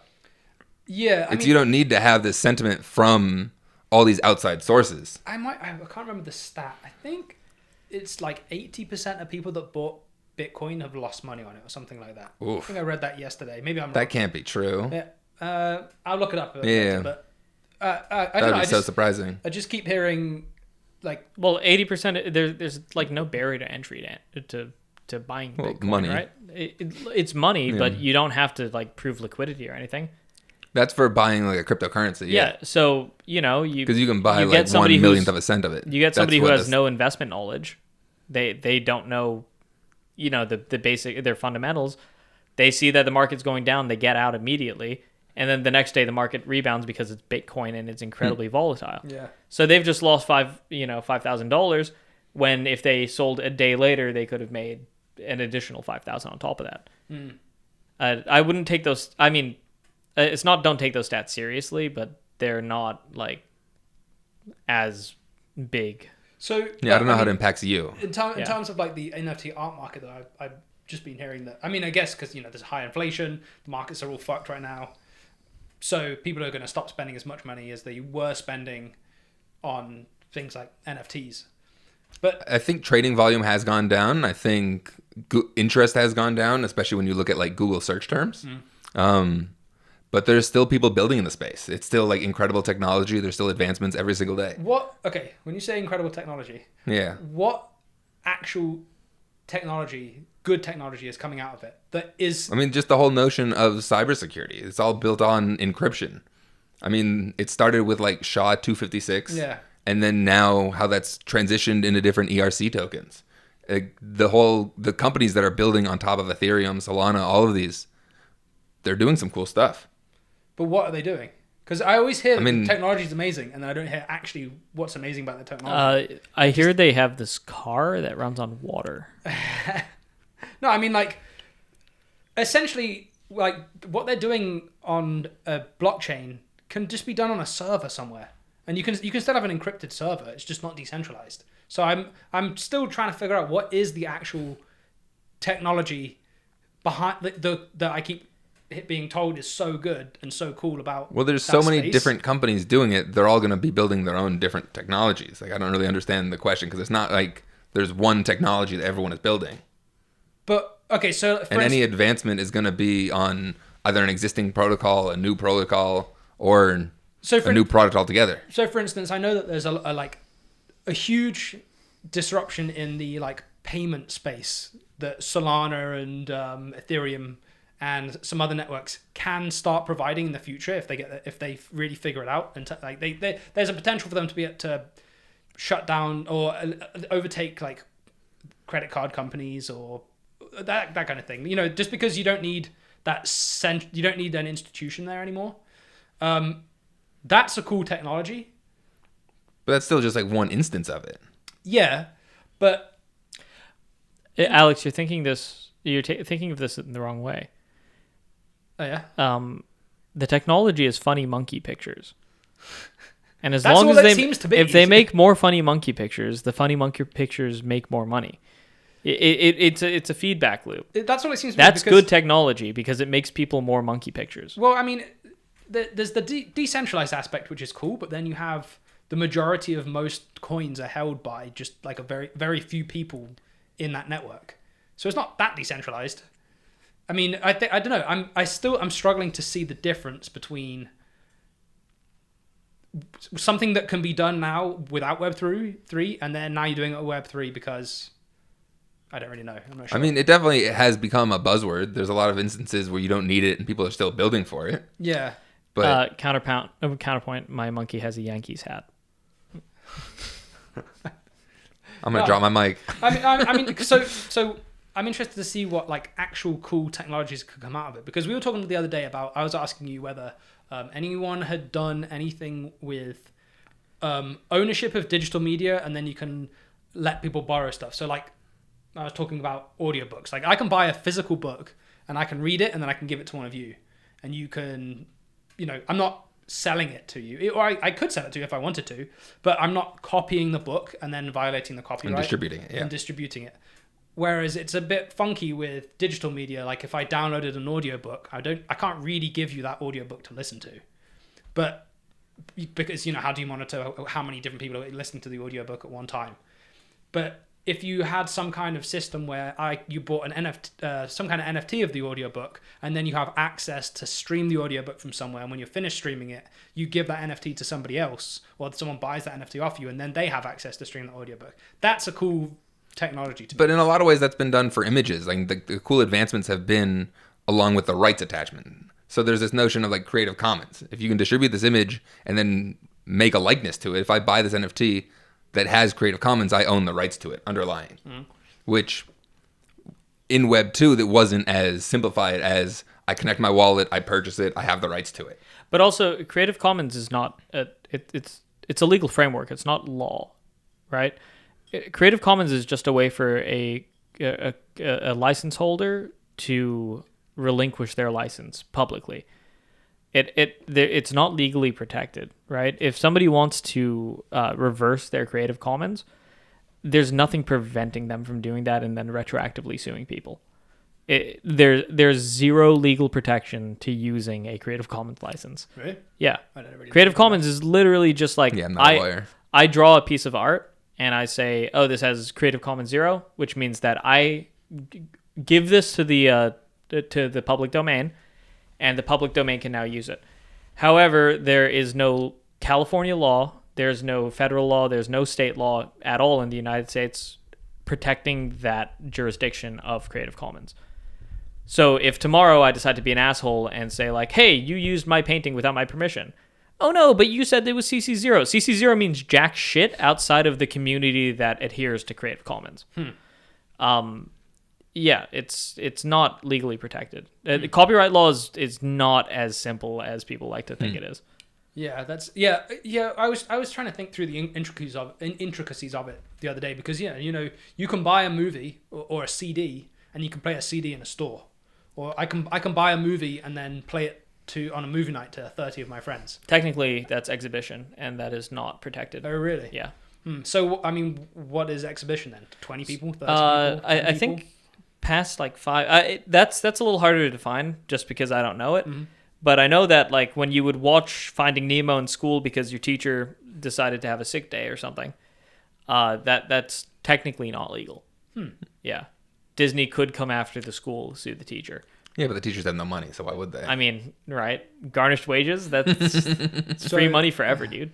So let's transition this into talking about Netflix then, because Netflix, I think we mentioned it last podcast, is now talking about different passwords for different people in your family that are watching on the same account, and then you have to pay more money per person for more passwords. Account. Yeah. Which I'm just going to cancel Netflix. Like, yeah. If they do that, I'm sharing my Netflix with like 6 people. They're also talking about they've already talked about ads are coming in at the end of 2022, I believe. Like, bro, I'm still on a family phone plan with my parents. Like, I can't afford Netflix. Get the hell out of here. Yeah, I mean, plus, I mean, they're making just kind of, there's a lot of shitty shows on there. That I don't know if they're shitty. They're just not. A lot of the shows aren't audience driven, and they're written by the same group of writers. Yeah. So they all look and sound and feel the same. But they also have some great. I think we covered this last episode. But Inside Job, that was the name of the show. So what I really want to ask you guys is, what do you think is going to actually happen to Netflix? Because I think that there's a chance that they're going to get gobbled up by somebody else. Do you think that will happen or not? The way you said "I think" sounded like, and I'm the last guy you'd want to run into in a darkened alley. Yeah, no, because they have really good technology. They have like. I said it last time. I'll say it again. They have the best UI and the best playback of any of the streamers. Yeah, hands down, far and away the best. The problem is that they have zero quality control, and their library is shrinking daily because all of the other streaming services are popping up. Well, it's like even like when they had The Office, that accounted for 7% of like all their viewership. Really? Yeah. Yeah, it was huge, it was huge massive. numbers. And then Friends also. Mm-hmm. And they lost both. They lost both of them. Now they don't have that big viewership anymore. Mm-hmm. And they just announced, I think I was talking about this last time on the podcast, they have like great foreign selection for especially for like Bollywood and Indian movies. Yep. They just announced that they're taking most of those down. Why? Oh, it's a shame. I don't know. Yeah, my parents love those films. Like you go onto my dad's account, it's like all shitty Bollywood movies, and it's like, why would you remove things that are essentially zero cost to you? Right? The license for Bollywood movies cannot be that expensive. Yeah, but maybe there's a Bollywood streaming service. You never know. In America, like why not? I mean, it's going to be so hyper specific, and then you're removing it. You're removing the. If I'm a Bollywood producer, and there's a Bollywood US streaming service, sure, I'd license it out to them, but not exclusive licenses, because that prevents the general US audience from discovering my work. That puts a barrier to entry for a normal person, to a normal like average American citizen, to going on to Netflix and saying like, hey, I found this weird Bollywood movie and it looks kind of interesting, let me go check that out. They had great French movies on Netflix as well, and that catalog's been slowly shrinking. I mean, what is it? It's $15 now a month? Yeah, it's something 15. like that. I thought more. I thought it was 19, no? Maybe it's 18. Maybe more. That's like one of the most expensive streaming services. I mean, they're going to keep pushing the price up, probably. They're going to add ads in. Yeah. They're going to charge you extra per password, which is every other streaming service. I mean, everyone is sharing streaming services. So here's what I think is going to happen. I don't think that they're going to get bought out. I think they're going to restructure. I think their production, they already have so much land in LA. Their campus is huge here now. Yeah. They bought out so much studio space. Yep. It is impossible that they'll just fold, and if they fold, it'll be probably to another media tech company that's emerging. It wouldn't be to a studio, and it wouldn't be to something like Amazon. What I think is going to happen, I just don't see it happening. I think that Amazon is already pretty happy with where they are in their productions. I think that HBO Max is pretty happy with where they are with their productions. They don't need to scale up, and they don't have the money to. I mean, what are their really valuable properties? Is Ozark? Netflix? Ozark's ending. Yeah, exactly. That's ending. Yeah. Most of their very valuable stuff is in their animation division, which most of them are either expired or they've had bad critical reaction. They have good licenses. For instance, I think they have the license to Gundam, which what's his name is directing. The guy who directed Kong Skull Island and is directing the Metal Gear Solid movie. He's directing Jordan Vogt Roberts. He's directing Metal Gear Solid and Mobile Suit Gundam, which is funny because they're both great and also both anagrams for each other and both about war crimes. But they have a huge amount of properties that they could use. Technically, they still hold the license to create a Cowboy Bebop show if they wanted to give it another go. Really? They still, they're making a live action One Piece show. Their anime catalog is the biggest outside of Crunchyroll. They are going hard into that. Yeah. For sure. So their live action stuff and their Korean movies. Yeah. What I think they're going to do is they have about 2 years of movies, films, TV shows pipelined, right? They have 2 years of shit that is on the same level of quality as the last 5 years of crap that Netflix has been shoveling out. They're going to use those 2 years they're going to hemorrhage users. They're going to try a new user subscription model. They're going to test everything out on their crap. And meanwhile, right now, they're probably going to, the next year or so, they're going to restructure their entire creative division. They're probably going to try and get new talent in. They're going to try and fast track projects using existing talent. Like they use a stable of actors now. Well, I really hope the film business doesn't cave. So, yeah, I hope the film business doesn't cave because. So for anyone that doesn't know, all these streaming services are classed as new media, so it's not. Oh yeah, this is a different conversation. Yeah, when you're making a TV show or a movie, it's a certain class of contract with the unions. So when it first came out, streaming services were called new media, and they negotiated lower rates for union workers. And for some reason, those rates are still lower, even though no one watches normal cable ever. Ever. So people that work in the film business, physically on set or editing or whatever, are kind of getting screwed by this. Yeah, they have a really bad time. Yeah, so I really hope that. I mean, even though those streaming services aren't going to do well or as well, maybe, I really hope that the new media classification gets, I don't know, at least a better negotiated rates for people that work in the film business, because it's kind of ridiculous.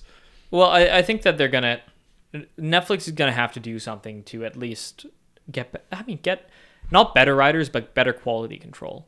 Because when they're just frantically buying anything. Well, the problem is you can tell when a Netflix show has a really good showrunner, for instance, or a really good writer's room, because the good shows are so tight and so well defined. I mean, Inside Job, I don't think it's the best thing ever, but you can tell that there was a creative vision behind what that show looked and felt like.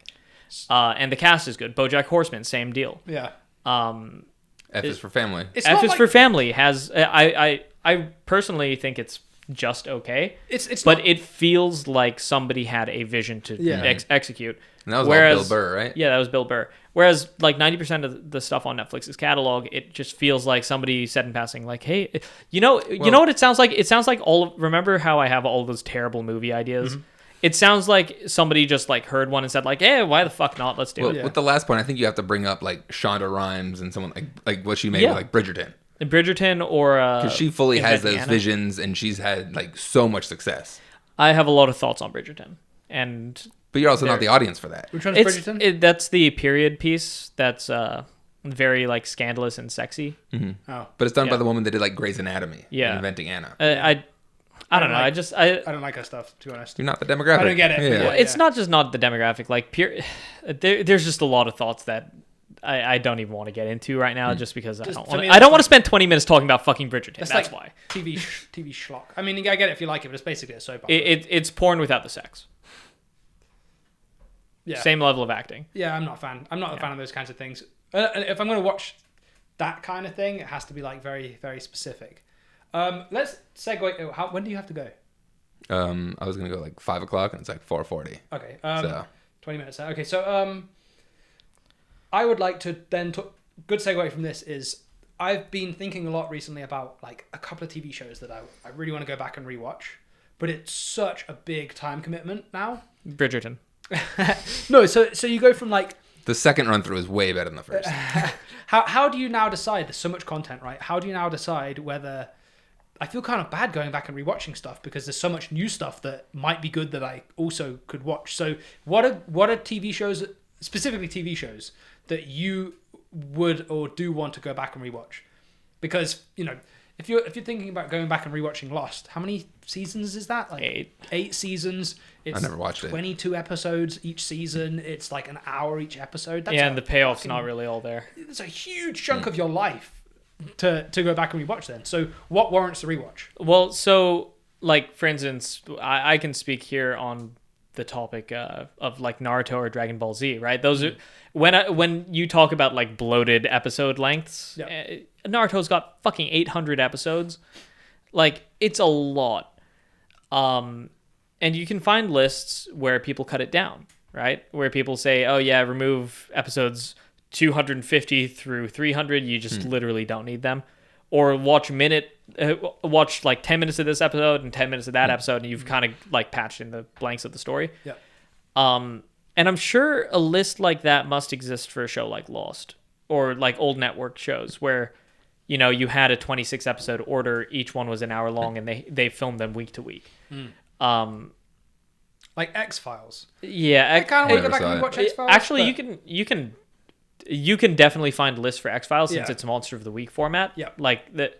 And also the X-Files, the best episodes are the ones that don't have any storyline relevance. I always enjoyed the episodes where there was the through storyline with Scully and Mulder and the aliens and the smoking man, whatever the smoking man. Yeah. And then there was like the black sludge.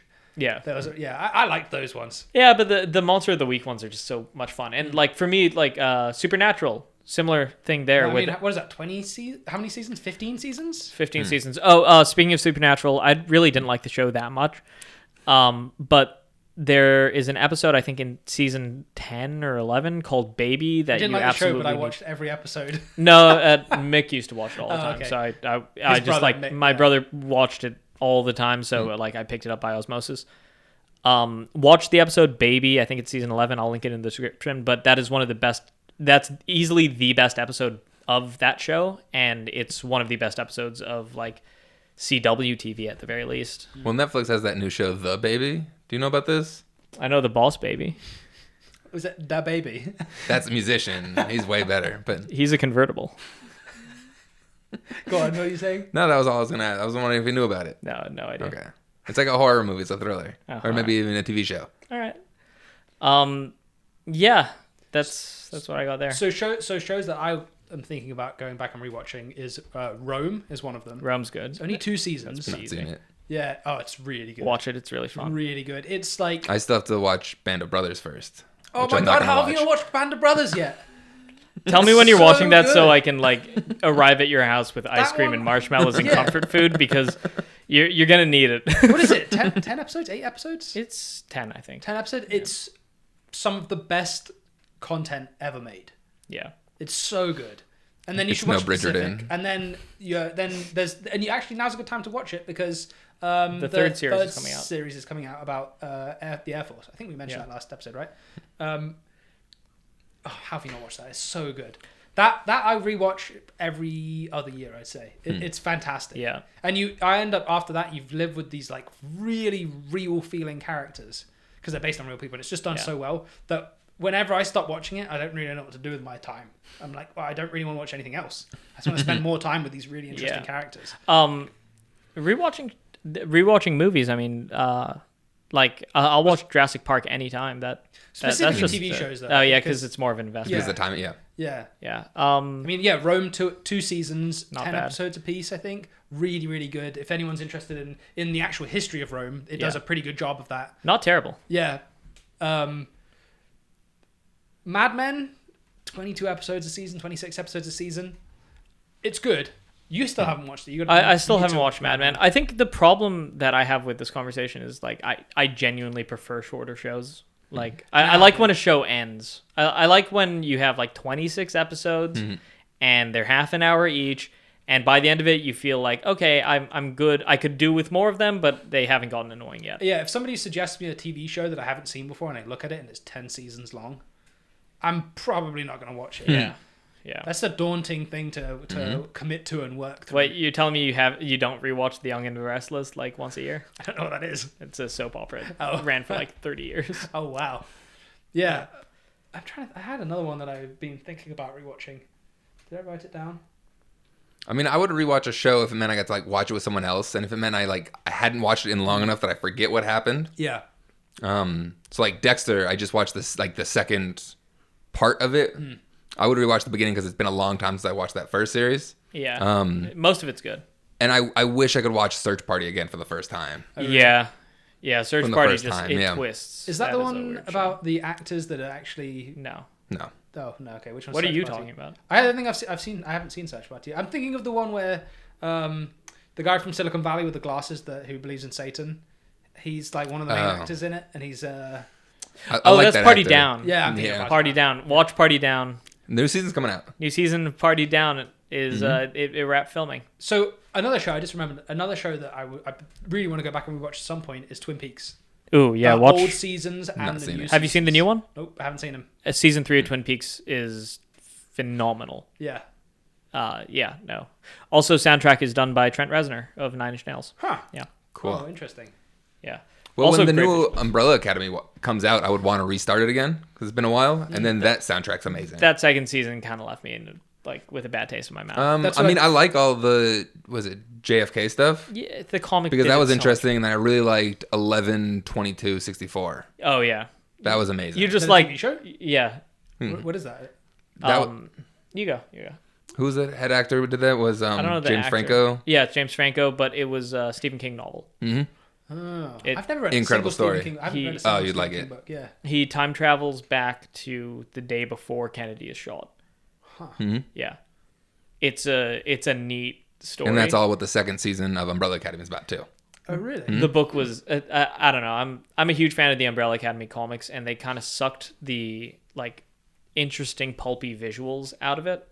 Oh yeah, we talked about that when the first season came out. We talked about that. Yeah, but the first season was like interesting and fun enough for me.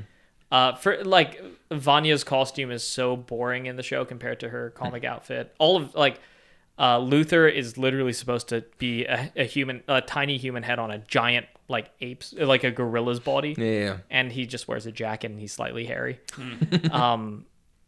They're in the show, their first like time as a superhero team is they beat up a whole bunch of bank robbers. In the comics, their first time as a superhero team is they fight the Eiffel Tower, which is actually a spaceship with arms that the zombie corpse of Senor Eiffel is piloting to go up to the moon. So like there's a little bit of a difference in tone. Like a fun afterthought, Yeah. No, that's the show though, or that's the comic book. Yeah. The comic book is wacky, pulpy exploits, and the show is like, I guess, you know, it's like it's something that the writers were obligated to, I think, instead of. You know, Oh, interesting. yeah. I liked it. Yeah. Last thing I'll show that I will rewatch when the new season's about to come out is For All Mankind. I think 2 seasons I need to get are back out, or into 3 it. seasons are out. I never finished the first season. Oh man, that's one of my favorite TV shows. Mm-hmm. It's about an alternative history where the Russians beat the Americans to the moon, and where it goes from there. And it's really, really, It was really well good. done, yeah. Yeah, the CGI is amazing. The story is amazing. Yeah, so that show I definitely will rewatch. But then it's like what, 2 seasons, 10 episodes. Yeah, They're short. I Yeah. like short stuff. Like Well, one of those my are long episodes. Those are like hour-long episodes. yeah. I mean, a little longer actually. They have like fluctuating times because they're Apple That's TV. cool, They don't yeah. really care how long it is, which is great. On the topic of like just rewatching stuff, I usually come back to if it's not just sitcoms as white noise, it's like it's old anime that I really like. So like Cowboy Bebop, 26 episodes. Yep. Evangelion, 26 episodes in a movie. Fully Cooley, 6 episodes. Just run through that several times, and you can keep watching it. I still haven't got through the first Oh, it's episode. so good. It's so good. It just visually, it's amazing, and the soundtrack's great. But I like those shows that are just compact, and you don't have to spend 30 hours of your life watching Yeah. something. Yeah. Yeah. So let's get on to, I guess, the final section will be just what else have you been enjoying just in general this week in terms of media? This week I podcasts? started the Andy Warhol Diaries on Netflix, which I didn't know much about that artist, about his life and about him as a person, and this kind of really deep dives into a lot of stuff that I just wasn't really aware of, which is interesting. Did it get to the part where he got shot?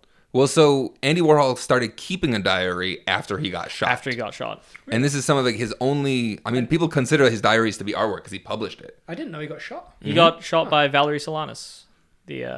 It's a really fascinating story. Who? Sorry, who? Valerie Solanas is an attempted murderer, artist, and feminist icon, who accused Andy Warhol of. Not stealing. Don't say stealing. She accused Andy Warhol of stealing her play. Wow. Okay. He maintains that he never even saw whatever she was talking about. And she wrote what's called the Scum Manifesto, which is a very, very interesting piece of literature. Right. Well, yeah. So even this. But she essentially shot him in the gut, Yep. and then 20 years he died from the wound. Mm-hmm. Yeah. Yeah. It's an interesting story so far, and it's really well done. Cast is amazing. A lot of interviews. The narration was taken directly from his diary and then recreated with AI, which I feel like he would really love. Yeah. So it's And- his voice. It's his AI recreated voice. Yeah, that's what I mean. Yeah, so like it sounds like he's talking. Almost, a little bit, yeah. But I think about Andy Warhol a lot just because he would love NFTs. Yeah. Like his whole studio, his factory. Yeah, It's totally like positioned for that. he was the first person to fully exploit the art market. And then even just a couple days ago, Christie's sold one of his paintings for $195 million. He was a genius. Wow. It just broke a ton of records. Which painting was it? It was of Marilyn Monroe. The four. No, just a single one. Oh, really? Huh. Um, Weren't they silkscreen as well? Yeah. Some of them were. So it's like there's a varying degree. I think this is more of a like one of the base ones. You know, the Like the negatives. it might be, but I don't really know. Huh. How much? 190? $195 million to Larry Gagosian, another guy big in the art world. Wow. Yep. Wow. That's a fucking centerpiece. What do you do with that? Hang it up. Put it in fucking storage, in like deep, like cold storage in a vault in a cave. Well, somewhere. the only types of people who own pictures of Marilyn Monroe are people going through a quarter life or a midlife crisis. Shout out Cam Archer, you told me that one. I like it. That's funny. Yeah, it's true though, right? You ever walk into somebody's house and they have like a big Marilyn Monroe poster and you're like, I know what you're going through. Their dishes are all up in the sink. I've just started reading and listening to a book called The Name of the Wind, which is, I bought you a copy ages ago because I kept bugging you to read it. Yeah, I actually don't know where that is. Can you send me another one? Oh my god! Myself and a couple of other friends of mine have been bugging Adrian to read this book because it's like high fantasy, and he would love it. And eventually I got sick and I just bought the book and gave it to him. I was like, just read the bloody book. Yeah. But yeah, it's really fantastic. It's got some of the most gorgeous prose in any fantasy. It's fantastic story. It's a really filling dinner. It's not like if you read any like something like Isaac Asimov, the way he writes is very brief. He moves through a story fast. Oh, I like that. Yeah, I like it too. But it's like Hemingway style. That's what I was about to bring up. Yeah. Whereas Name of the Wind isn't like that, but it really takes its time to build out the world and build out the story of this character that you're following. I don't really want to say anything more other than it's basically a coming of age story, and the magic in that world is the highest form of magic is where you can learn the true name of something. So I can learn if I know your true name, I can control you. Alex. Yeah. So give me some water. So some people can learn the true name of a certain type of rock, and then you can control that rock with magic or whatever. That's pretty cool. Yeah, it's really, really, really, really good, and I'm thoroughly enjoying it. I've been I got to start reading it now that you started reading it. Yeah, you should. Yeah, it's fantastic. All right. Cool. He'll send you the audiobook too. As an NFT. It's a page turner, but what do you call it when you listen to it? I'm gonna go figure out how to make NFTs and then upload audiobooks. When you're listening to an audiobook, does it still go like ding, turn the page? Makes a little. Yeah, it goes next page. Next page. Yeah, no, honestly, one thing that I've been doing in the evening stuff till I finish like my workload for the day is I'll load up the audiobook, I'll listen to the audiobook, and I'll play a game with no volume on. It's just really relaxing. Nice. Yeah. And what about you guys? What have you been enjoying? Podcasts, music? So lately I got put onto I spoke about it earlier. Shane Gillis has a podcast. I actually don't know what it's called. The only reason I got interested in it was because somebody told me that Louis C.K. was on for a 4-episode stint talking about the presidents of the United States. Huh. And it's 4 episodes. I'm midway through the 3rd episode. It's Louis C.K. and Shane Gillis basically just do 10 minutes on each president and talk about anecdotes and stories and like just trivia about the characters. And I'm midway through the 3rd episode, and I got to tell you, like, Nixon is a lot more sympathetic than I gave him credit for. No, talk to my dad, who's like was alive during that era. He's very against Nixon. No, like the way that these two are like portraying Nixon, like not his politics. Whatever. I mean, he had a book of his enemies that he'd like literally send people after. Really? You don't have one of those? I don't send people after him. But we like they show. I don't know. They're talking about a side of Nixon that seems very tender and very Wait, is Nixon very the one human. that was an actor? No, that's Reagan. Reagan, right? Yeah. Yeah. No, but apparently he was like good friends with the Kennedys. Like actually, like Cool. He and Jackie Kennedy were very close. Same with the Bushes and the Obamas. Yeah, they're very close people. Yeah. I had no idea. They go on holiday. They're really tight. Funny. Yeah. Well, I mean, 2 war criminals. Oof. They got tons to talk about. Oof. Beep that out. Well, that's our episode. Yeah, I think the last thing was gonna be. We want to talk about the Eternals, or we don't want to talk about it. You haven't seen the Eternals yet. What a very confusing movie. I want to recut. It's a movie for superhero fans that superhero fans did not like. Yes. Can actually, Jacob, you have to run after this. let's just do a focused fit on the Eternals because I can talk in depth on this topic. All right, yeah, we'll put this out also Yeah, right afterwards. It's on our Patreon. We don't have one. But eventually, this is the content we'll be getting on our Patreon. The last thing that we should talk about real quick, in terms of music we've been listening to, music that I've been listening to this week is the Neighbor playlist. So, so we mentioned earlier in the episode that we have these every Saturday. We meet with a bunch of friends. We have a grill. We grill some meat. We have some burgers, hot dogs, make some food, hang out, enjoy ourselves. Adrian lives on one side of a hill in a valley, and on the opposite side of the valley, I'm getting doxxed right now. I know. On the opposite side of the valley, You could have just said there's a nearby house. it makes sense. On the opposite side of the valley. This past weekend, somebody was having a rage of a party. Fantastic. I couldn't go, but it's just I know there's a karaoke party you guys weren't invited to. The music was so loud that Adrian could figure out what the song was with using Shazam on his phone, which is wild. we deduced that it must have been some sort of breakup party. Yeah. Because they started with a lot of breakup songs. Yes. Like I Will Always Love You, Whitney Yeah. Houston, and The Eternal Flame by the Bangles, like things like that. And the thing was that it was probably like 50, 60 people there. Mm-hmm. One person on the mic just singing to the actual song. Yeah. And then the rest of them scream singing along to whatever song was playing. And, we only caught about an hour and 25 minutes of what their playlist was. But it was like 26 songs you got. It's a good chunk of a playlist. It's a good playlist. I've been listening to that while I'm working this week. I've had it on in the background. Honestly, the way that the songs run into each other is quite good. Let me see. Which is not usual. I'm a huge fan of playlists. Like I like doing that stuff. Have you got it to hand? No, I'm not looking at it right now. But it's a good playlist. I can set it up. I can link it.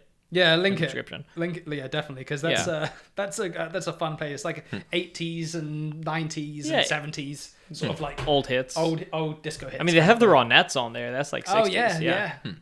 Yeah, it was pretty funny. Mm-hmm. It was pretty great though. Yeah. All right. I think if you guys want to say anything else. Kendrick Lamar has a new album out. Oh, Kendrick Lamar Duckworth. His real name is last full name. name? His last name is No Duckworth. way. Yeah. Mm-hmm. Why did he leave Duckworth off? Well, I mean, trying to present like a character to the world. Should have just called himself Duckworth. Well, he has a song album. He has something called Duckworth. Oh, maybe I don't know. But his name's Duckworth, though. That's a great name. What are you talking about? You don't think that could be a I mean, we are in icon? the era of like Bad Bunny. Little Dicky?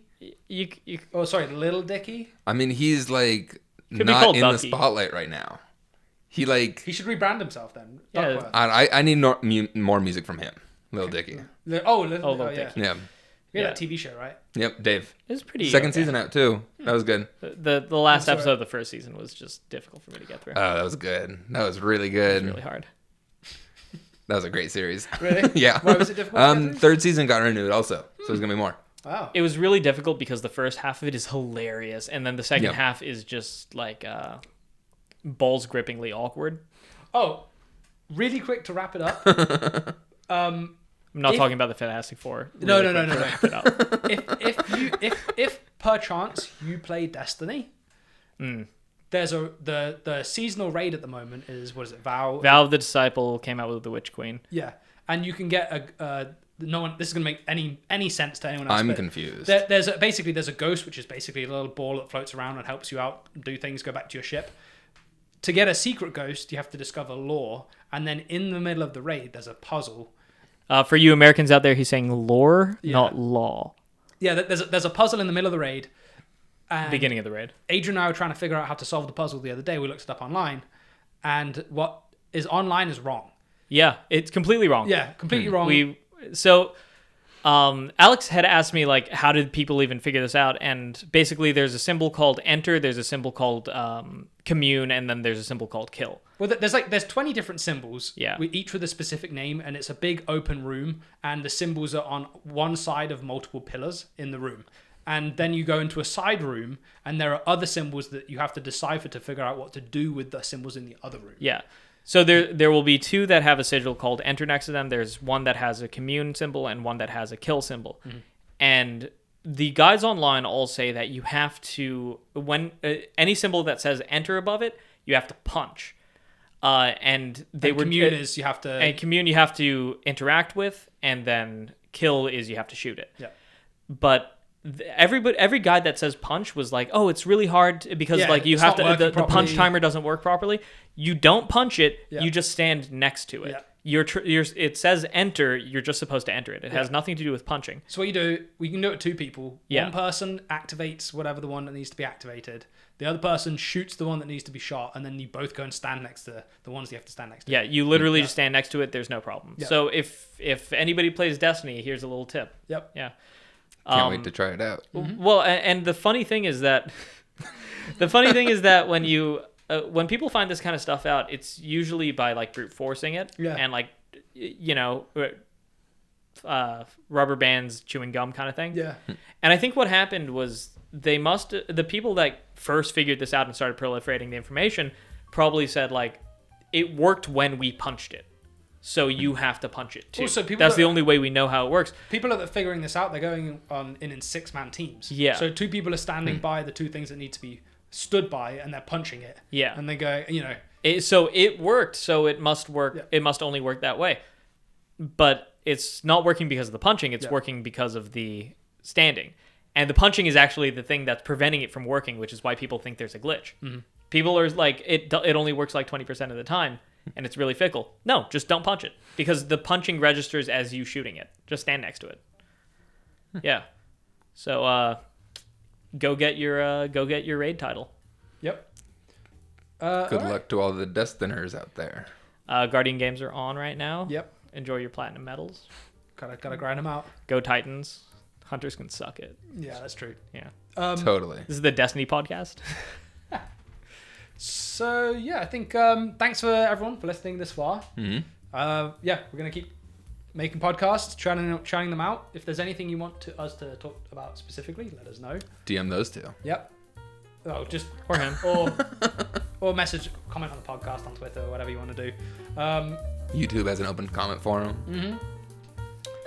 And I think that's it for this week, right? That's it. Yeah. You got to shoot off. You're going to New York.